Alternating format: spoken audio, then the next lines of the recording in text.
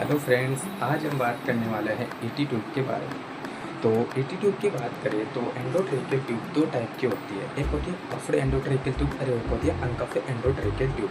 ठीक है, जो कफ्ड एंडोट्रेकियल जो ट्यूब होती है वो मोस्टली जो अडल्ट होते हैं मेल फीमेल में यूज की जाती है, और जो अनकफ्ड होती है वो स्पेशली जो बच्चे होते हैं ना, जो चाइल्ड होते हैं उनमें यूज की जाती है। अब क्यों यूज की जाती है? क्योंकि जो बच्चे होते हैं जो ट्रेकियल ट्यूब होती है वो क्या होती है, संकरी होती है, जिससे क्या होती है ट्रोमा के चांस बन सकते हैं अंदर की साइड। ठीक है, तो अगर हम बात करें जो हमारे पास जो है वो अनकफ्ड एटी ट्यूब है जो कि 6.0 mm की होती है, जो कि चाइल्ड्स में यूज की जाती है।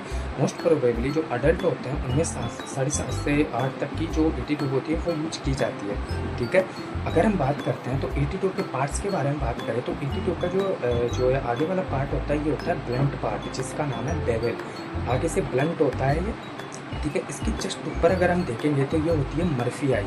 ठीक है, अगर आप कभी एटी ट्यूब देखो तो आपको देखना इसके जस्ट ऊपर होती है मर्फी आई। मर्फी आई का काम क्या होता है कि जब बेवल जो पार्ट होता है वो सीक्रेशन के थ्रू ब्लॉक हो जाता है, ट्रेकिया के अंदर सीक्रेशन के थ्रू जब ब्लॉक हो जाता है तो ये मर्फी आई के थ्रू हम ऑक्सीजन को क्रॉस करवा सकते हैं। ओके, तो अगर हम जब आगे चलते हैं तो ये जो ट्यूबिंग देख रहे हो एटी ट्यूब वाली, ये बनी होती है पीवीसी मटेरियल की। ओके, पॉलीविनाइल क्लोराइड मटेरियल की बनी होती है। और ये जो देख रहे हो ये जो होता है वो 15 mm कनेक्टर होता है, जिसके थ्रू ऑक्सीजन स्रोत को हम अटैच करके इजीली ऑक्सीजन प्रोवाइड करा सकते हैं। ओके, ये जो 6.0 की हमने बताई थी। अब ये जो हमारे पास ट्यूबिंग है, मतलब वैसे तो जो एटी ट्यूब्स आती है वो भी आती है जिन्हें हम स्टेराइल करके बार बार यूज ले सकते हैं, लेकिन मोस्ट प्रोबेबली ये मेरे पास सिंगल यूजेबल एटी ट्यूब होती है। ठीक है, जब हम देखते हैं एटी ट्यूब में लाइनिंग होती है, ये वोकल कॉर्ड लाइनिंग होती है। ओके, जब हम देखते हैं एटी ट्यूब में एक ब्लू कलर की मार्किंग दिखेगी आपको, तो इसे बोलते हैं रेडियोग्राफिक मार्किंग होती है, रेडियोग्राफिक।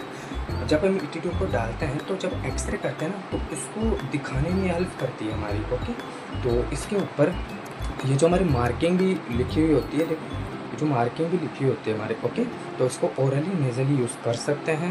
और ट्रेकियोस्टोमी में भी आप जानते होंगे, ट्रेकियोस्टोमी में भी एटी ट्यूब का यूज़ किया जाता है।